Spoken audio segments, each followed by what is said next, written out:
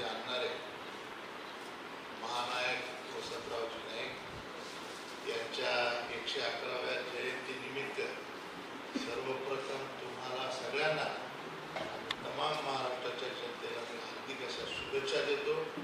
या तारखेला हा एक सूर्यतारा किंवा एक चमकता बंजारा सितारा त्या ठिकाणी जन्माला आला आणि त्यांचा जन्म झाल्यामुळे खऱ्या अर्थाने बंजारा समाज हा इतर समाजामध्ये सन्मानाने वागत आहे, जगत आहे. आपल्याला लोक बोलतात, आपल्याला लोक बसवतात. त्याचं सगळं श्रेय हे आदरणीय महानायक वसंतरावजी नाईक साहेब यांना मी देतो आणि त्यांना विनम्र असं अभिवादन करतो. या मंचावर उपस्थित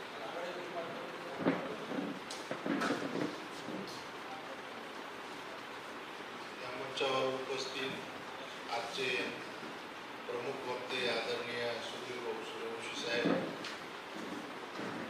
आमच्या भगिनी डॉक्टर सुनीताताई पवार, विचारवंत आणि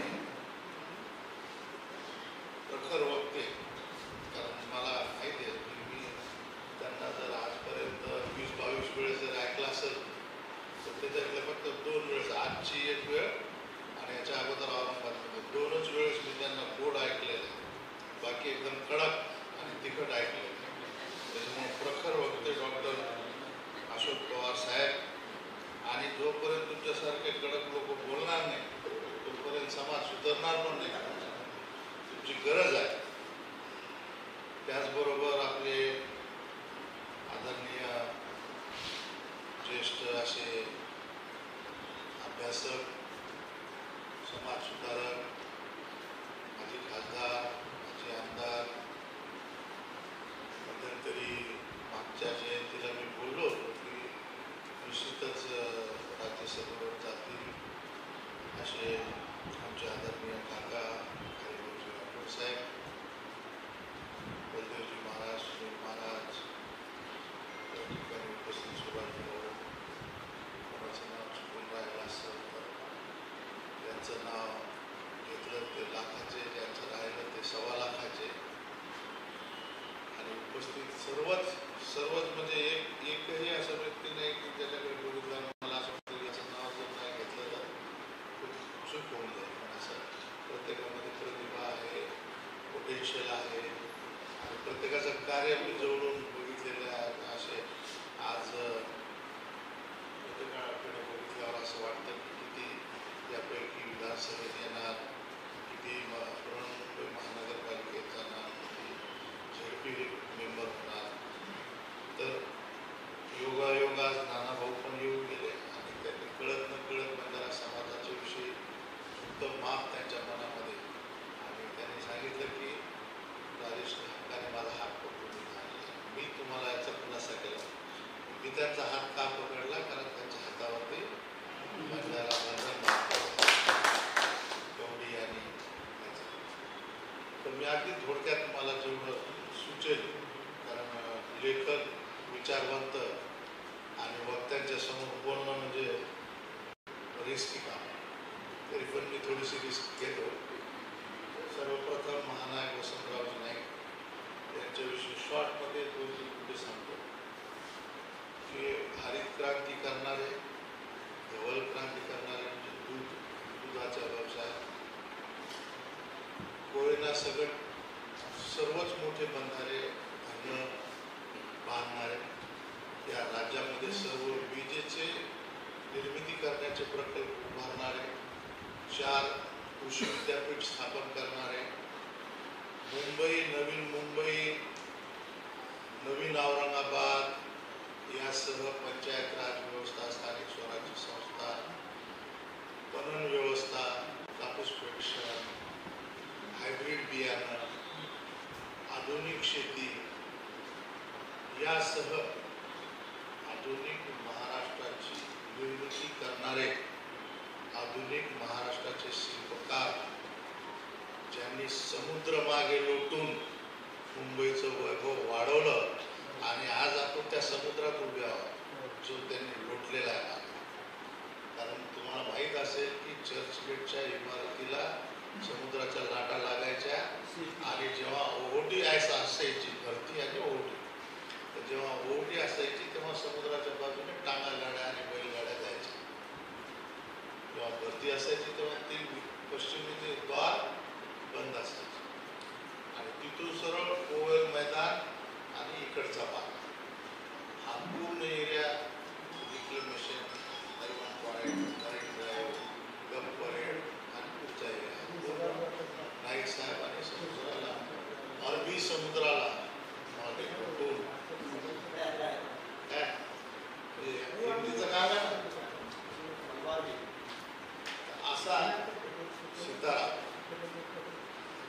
राजकारणाचे गणित बरोबर. बघा आज मला माहिती आहे राठोड साहेबांना माहिती आहे, साधी उमेदवारी जर मागितली लोक म्हणतात तुमचे समाजाचे किती मत आहे, तुमच्या समाजाच्या मतामध्ये फूट होईल का, तुम्ही किती पैसे खर्च करणार, किती पैसे लागतात, एवढी यंत्रणा लागते. म्हणजे एखादी मागणी नुसती जर केली तर एवढे प्रश्न आहेत. परंतु नाईक साहेब त्या काळामध्ये मुख्यमंत्री झाले ज्या काळामध्ये बंजारा समाजाचे 10 आमदार नव्हते, 5 आमदार नव्हते, 2 आमदार नव्हते, फक्त ते एकच आमदार. आणि ती कला, ती किमया अजून कोणाला जमली नाही. तसं जर पाहिलं तर राजकीय दृष्ट्या सुद्धा खूपच धुरंधर, त्याला आपण काय, मला शब्द नीट आठवत नाही, खूपच मोठे व्यक्ती, राजकीय व्यक्ती, जसं महात्मा गांधी यांचा एक भाग असा आहे की राजकीयच होते, तसं नाईक साहेब शेतीप्रेमी होते, पावसाची विचारपूस करायचे, जनतेची विचारपूस करायचे. हजारो त्यांच्या अँगल्स असतील, पण खरे राजकारणी महाराष्ट्रात हे नाईक साहेबच सर्वात मोठे मला असं वाटतं. कारण त्यांनी विरोधकांना जिंकलं, त्यांच्या सत्ताधाऱ्यांना जिंकलं, त्यांच्या पाठीशी संख्याबळ आमदाराचं नसताना 11 वर्ष ते मुख्यमंत्री राहिले. नाहीतर तुम्हाला सांगतो सूर्यवंशी साहेब, मी खूप साधारण भागातून येतो, त्या तांड्यावरून मला सोनिया गांधी आणि राहुल गांधींनी इथे आमदार म्हणून पाठवलं. बंजारा समाजाचा मुलगा आहे. तुम्हाला सांगतो अक्षरशः मी जे काही शिकलो, माझं नागरिकशास्त्र, राज्यशास्त्र, हे सगळं ह्या 3-4 वर्षात सगळं डिलीट झालं. म्हणजे मी आमदार झालो त्याच्या अगोदरपासून हे चक्र सुरू झालं. 19चं इलेक्शन झालं, निकाल लागला, बहुमत आलं, सरकारच बनेल. पहिली घटना. दुसरी घटना, सरकार बनत नाही म्हणून राष्ट्रपती राजवट लागलं. दुसरी घटना. मध्येच मिरचीचं हवन करून 3 वाजता शपथ घ्यायची म्हणून राष्ट्रपती राजवट उठवली. तिसरी घटना. सकाळी 3लाच, म्हणजे काय म्हणते त्याला, अभिषेक म्हणणार, सकाळी 3लाच शपथविधी करून मी म्हणतो की साहेब तुम्ही मला सांगा, राज्यपाल रात्रभर जायलाच होता. असा राज्यपाल महाराष्ट्राला येऊन गेला, तो माईक बीक लावून रेडी करून जसा 3 वाजता हे दोघं गेले की लगेच त्याचा मी शपथ घेतो की कोणताही द्वेष करणार नाही.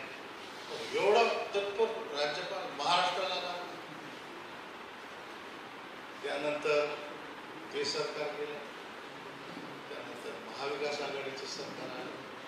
महाविकास आघाडीचं सरकार असंच एका इलेक्शनमध्ये मध्येच अचानक कोसळलं. नंतर परत दुसरं सरकार आलं. त्या सरकारमध्ये तोड झाली, पक्ष चोरले, पक्षाचं नाव चोरलं, एका नेत्याचा बाप बी चोरून टाकला. कळस बाप सुद्धा चोरला, बाजूला त्यांचा नाव. त्यानंतर जाऊन परत दुसरं घर फोडलं, तिथला पुतण्या फोडला. मला सांगा, शरद पवार साहेबांनी सुप्रिया सुळेला कधी मंत्री केलं का? शरद पवार साहेबांनी सुप्रिया सुळेला कधी मुख्यमंत्री केलं? शरद पवार साहेबांजवळ राजकीय देण्यासारखं जे काही होतं ते सर्व अजितदादाला त्यांनी दिलं. तरी सुद्धा अजितदादा त्यांना सोडून गेले. आणि कालच्या अधिवेशनामध्ये अर्थसंकल्प सादर करत असताना माझी लाडकी बहीण ही लोकप्रिय योजना त्या अजितदादांनी मांडली, ज्यांनी त्या बहिणीच्या विरोधात स्वतःची बायको. कुठून राजकारणाचं, नागरिकशास्त्राचं, राज्यशास्त्राचा अभ्यास जागेवर राहणार आहे? अहो मंत्र्याचे नाव पाठ करूच तर त्यांच्या बंगल्यात गेलो आम्ही, बंगल्यात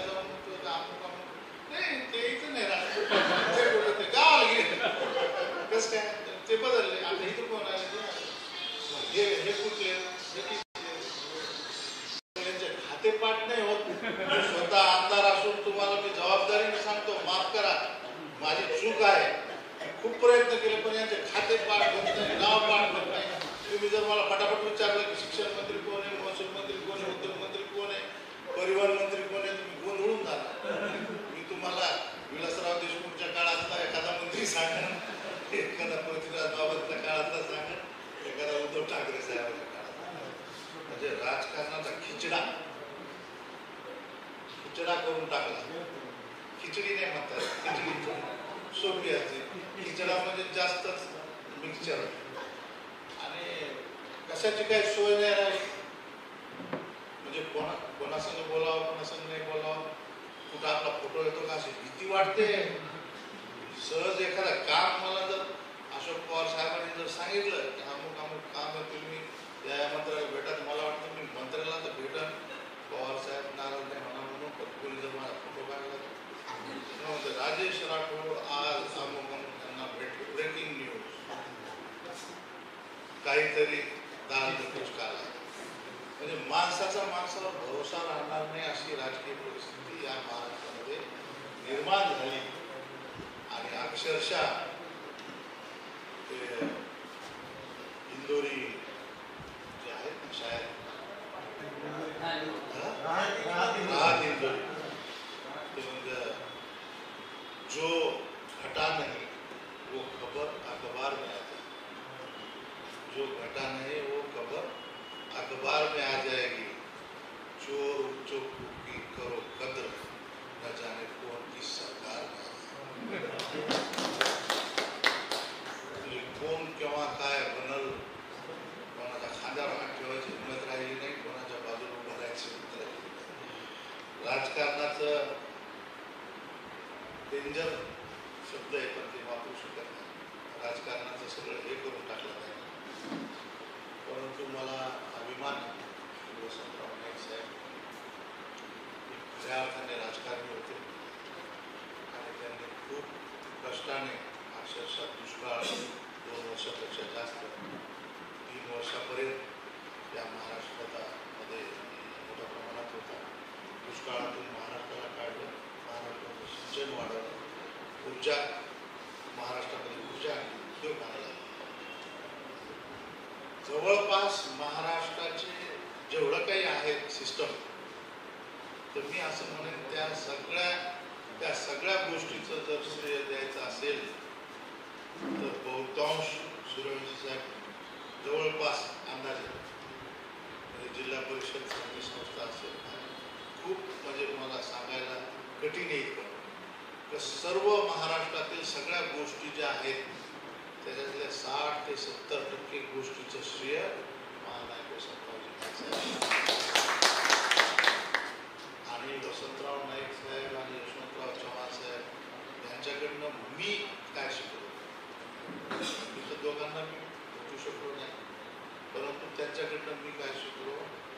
सगळ्यात पहिले विश्वास, जो आज राजकारणात दूर 200 किलोमीटर पर्यंत दिसत नाही, 200 किलोमीटरच्या पुढे तो गेलेला आहे.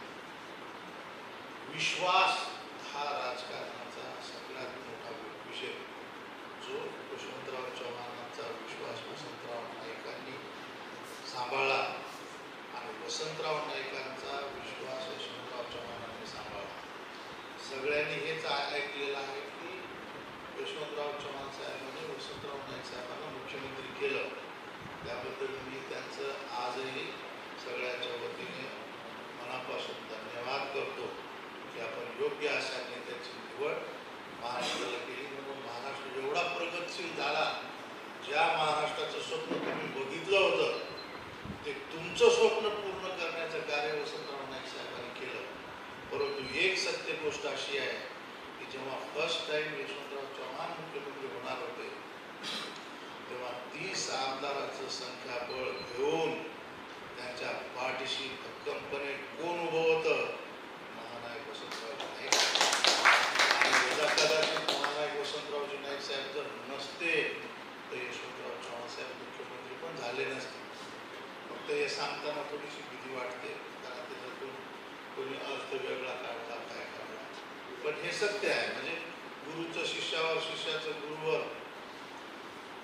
प्रेम असतं ते प्रेम आणि तो विश्वास वसंतराव नाईक साहेबांनी यशवंतराव चव्हाण साहेबांच्याकडनं आपण शिकला पाहिजे. मी कधी शिकलो आणि म्हणून अनेकदा जे विषय होतात ना की मी चिडत नाही, त्याचं कारण असं आहे की त्याच्यातून आउटपुट काही निघत नाही.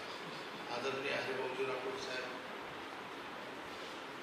हे खूप स्पष्ट बोलणार आहे. माझे वडील सुद्धा खूप स्पष्ट बोलणार.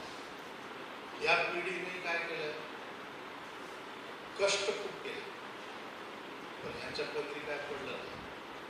कारण काय, चिडणे. स्पष्ट बोलता बोलता चिडणे. आणि राजकारणाचा नियम आहे, आपको जिससे कुछ मांगना है आप उसको डांटने से. तुम्हाला ज्याच्याकडे मागणी करायची आहे त्याच्याकडे तुम्ही विनंती प्रार्थना एवढंच करू शकता. तुम्ही त्याच्याशी भांडण करू शकत नाही.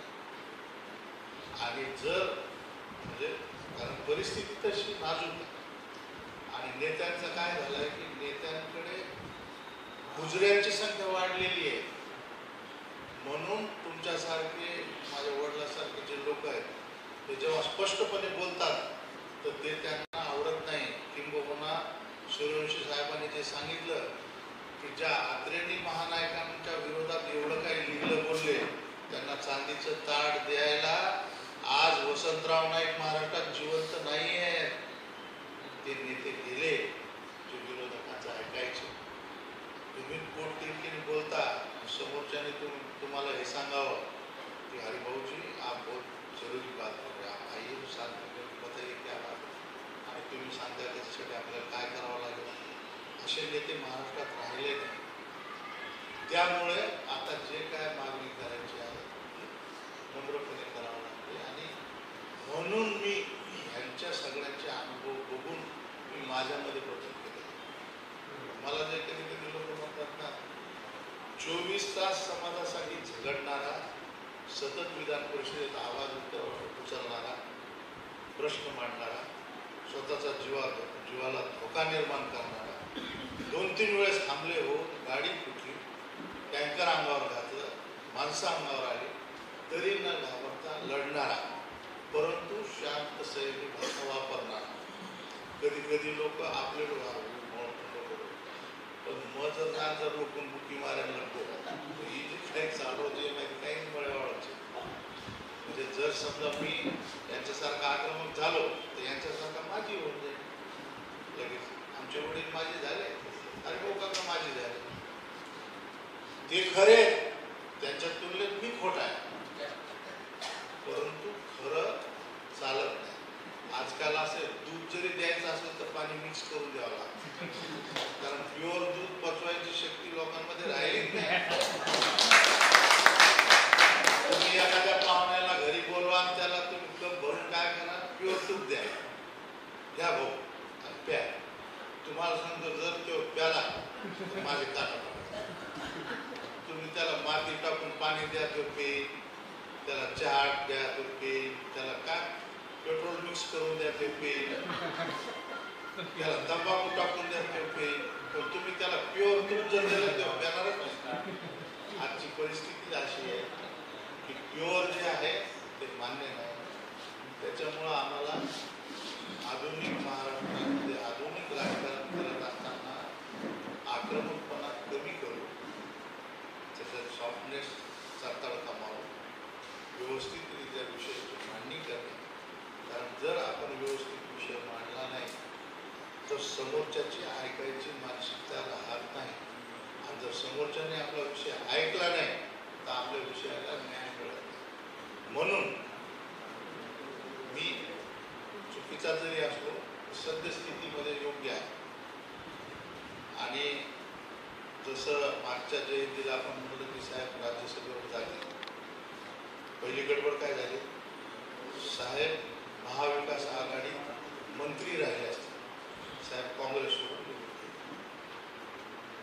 पहिली गडबड झाली. मंत्री व्हायच्या वेळेला दुसऱ्या पक्षात गेले, ज्या पक्षात गेले तिथं बी मंत्री नाही झाले.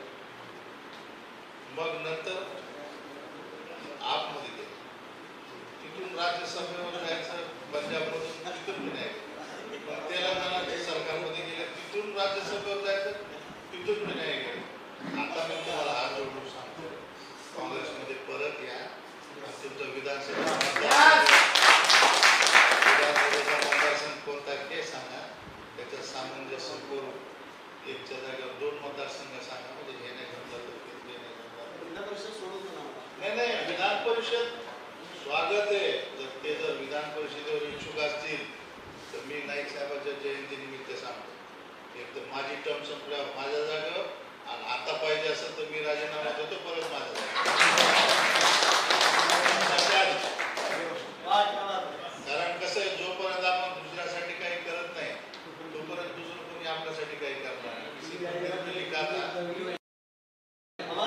किसी मंदिर में लिखा था त्याच्यासाठी मी राजीनामा देतो. माझी राहिलेली टर्म त्यांना नाही.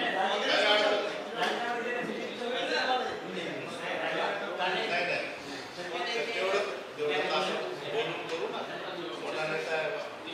आणि किसी मंदिर में लिखा था कि जब आप किसी और के लिए प्रार्थना करोगे तो पुण्य की संचय म्हणजे पुण्याची संचय तुमच्या खात्यामध्ये जमा होत राहील. माझं एक वेगळं खातं आहे, जसं सेविंग अकाउंट बँकेत आहे तसं माझं एक वेगळं खातं आहे. आणि मी सगळ्यासाठी वेल विश हरिभाऊजी राठोड साहेब आमदार बनव, हरिभाऊजी राठोड साहेब खासदार बनव, हरिभाऊजी राठोड साहेब मुख्यमंत्री बनव. आपले 3 पॉईंट जमा. तसं बलदेवजी महाराज, सुनील महाराज आमदार बनव, खासदार बनव, महामंडळाचे अध्यक्ष बनव, कॅबिनेट का दर्जा बनव, 6 पॉईंट जमा. तर आपलं काम चालू आहे. लोक म्हणते तर सगळ्यांनाच शुभेच्छा देतात. त्याचं कारण असं आहे की एकमेकांना विरोध करून चालणार नाही. आपला समाज वंचित समाज आहे. आपण काही प्रस्थापित नाही. आपण जोपर्यंत एकमेकांना सहकार्य नाही करत तोपर्यंत आपण मोठे होत नाही. एवढी मोठी ताकद नाही आहे की आपण एकटेच मोठे होऊन जाऊ. त्याच्यामुळं आपल्याला एकमेकाला पुढे पुढे ढकलत तू आंगवर तू आंगवर, त्यांनी म्हणत तू त्यांनी म्हणत त्याला तू आगे द्यावं. असं जोपर्यंत आपण एकमेकाला पुढे पुढे करत नाही तोपर्यंत कोणीच मोठं होणार नाही. आणि माझी कोणाचीच स्पर्धा नाही. कारण बघा मी मराठवाड्याचा महाराज विदर्भाचे, दुसरे महाराज विदर्भाचे, त्यांचे तालुके वेगवेगळे, माझा तालुका वेगळा. माझ्या तालुक्यामध्ये मी जे लोक आहेत त्यांना मी माझी वापर. जर उद्धव भाऊला लढायचं असेल तर मी त्यांचं काम करतो. जर मला ते लढू देत असतील तर त्यांनी माझं काम करावं. अविनाश भाऊ जालन्यातून त्यांनी जर अजून एखादा मतदारसंघ घेतला त्यांच्यासाठी मी काम करतो. त्यांनी जर आपलं काम केलं आपली राहिलेली टर्म त्यांना देऊ. विषय असा आहे की लढत बसून सगळेच घरी बसण्यापेक्षा एकमेकाला जर जोडत 1चे 2, 2च्या 4 ज्या दिवशी आपण 10 आमदार बनवू या विधानसभेमध्ये, ज्या दिवशी आपण 10 आमदार बनवू. कारण हे कशामुळे म्हणतोय सूर्यवंशी साहेब, मी ह्या 3 वर्षात एकच गोष्ट केली. 24 तास बंजारा. मी आलो त्याच्या अगोदर कोणाच्या तोंडी हा शब्द नव्हता. मी आलो त्याच्या 3 वर्षानंतर आज सत्ताधारी पक्ष, विरोधी पक्ष, माझा पक्ष, दुसऱ्याचा पक्ष, हा नेता तो नेता, आम्ही सगळेच नेते, सगळ्यांच्या डोक्यामध्ये आणि तोंडामध्ये या योजना येऊ लागल्या. पोहरा देवीला 592 कोटी मिळाले पण मागणी मी केली. नंगारा भवनला 100 कोटी मिळाले, मागणी मी केली. यशवंतराव चव्हाण प्रतिष्ठान सारखं वसंतराव नाईक प्रतिष्ठान आहे, त्या प्रतिष्ठानला निर्माण करण्यासाठी 100 कोटी द्या, मागणी मी केली. तांड्यामध्ये जोड रस्ता पाहिजे, बजेटमध्ये आलं, मागणी मी केली. प्रत्येक तांड्यात नव्हे तर प्रत्येक गावात गोदाम पाहिजे, मागणी मी केली. मागणी मी करत आहे म्हणून एवढं होत आहे. जेव्हा मी माझ्या जोडीला हरिभाऊ राठोड साहेब, त्यांच्या जोडीला अजून 2-4-5 आणि जेव्हा आम्ही 10 होऊ ना अख्खा महाराष्ट्र आम्ही असं फिरून बंजाराच्या होतो. बंजारा राहिला पाहिजे कारण 75 वर्ष गेले. आजही बंजारा मूलभूत गोष्टीपासून वंचित आहे. पिण्याच्या पाण्यासाठी माझ्या समाजातील, बंजारा समाजातील भगिनी, माता किंवा लहान मुलगी पाण्याचा पायी चालते. अनेक लोक शेतामधून पाणी घरी आणतात. तर आजही जर परिस्थिती असेल तर मग आम्ही किती मागे आहोत आणि आमच्या मनात एक कठीण गोष्ट ते करण्यासाठी आपल्याला आपली संख्या वाढवणं आवश्यक आहे. यशवंतराव चव्हाण साहेब आणि वसंतराव नाईक साहेब जेवढे कोणाला कळले, मला असं वाटतं हे 2 नेते आदरणीय शरदचंद्रजी पवार साहेबांना कळाले म्हणून शरदचंद्रजी पवार साहेब एवढे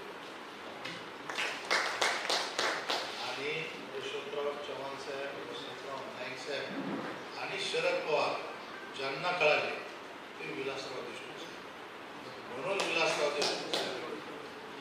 कोण माणूस किती मोठा आहे त्याच्या मागे हजारो गुपित आहेत. त्यापैकी महत्त्वाचे हे पण पैलू आहे. आपणही यांचा विचार जोपासण्यासाठी ते जेवढ्या संयमाने आणि प्रेमाने वागले ते जितक्यात मोठेपणाने. तुम्हाला माहिती आहे का महाराष्ट्रामध्ये सर्वाधिक लोकांना भेटणारा नेता आजपर्यंतचा वसंतराव नाईक. त्याच्यानंतर वसंतदादा पाटील सर्वाधिक नंबर्स ऑफ ओपीडीज असतात. त्यावेळेसचे प्रमाण लोकसंख्या अंदाजे प्रमाण त्याच्यामुळे लोकांच्यासाठी अहोरात्र वावरणारा व्यक्तिमत्व वसंतरावजी नाईक साहेब. आणि त्यांचं काहीतरी आपण घेऊन जर वागलो तर आपणही अनेकांच्या कामी येऊ शकतो. आणि अनेकांच्या कामी जेव्हा आपण येऊ तेव्हा ते पण आपल्या कामी येतील एवढा विश्वास या ठिकाणी व्यक्त करतो. खूप चांगला असा कार्यक्रम. म्हणजे असं सर्व कुठे काही मिळतं पण पैशाने सुद्धा जे मिळत नाही ते बुद्धीचा खुराक आहे. तो खुराक इथे मला मिळाला आणि तो लाख मोलाचा आहे. अशा कार्यक्रमाला वेळोवेळी आम्हाला संधी देत राहा अशी विनंती करतो.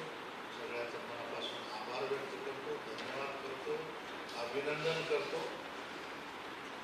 जय महाराष्ट्र, जय शिवराय.